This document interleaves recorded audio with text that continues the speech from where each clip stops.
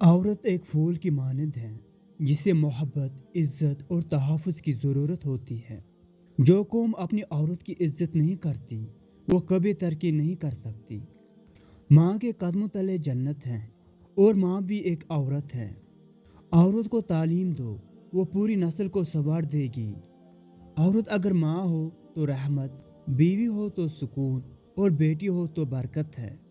इस्लाम ने औरत को इज्जत दी, मुकाम दिया और वारसत में हिस्सा दिया। औरत सिर्फ जिस्म नहीं, एक मुकम्मल इंसान है, एहसासात हैं और जज्बात के साथ। एक नेक औरत मर्द की ज़िंदगी का सबसे कीमती सरमाया है। औरत का हुस्न उसके किरदार और हया में होता है, न कि लिबास में। बेटी अल्लाह की रहमत है, बोझ नहीं। औरत का असल जेवर हया और ईमान है। औरत वो शम्मा है जो खुद जलकर दूसरों को रोशनी देती हैं। दुनिया की हर कामयाब मर्द के पीछे एक बावकार औरत का हाथ होता है।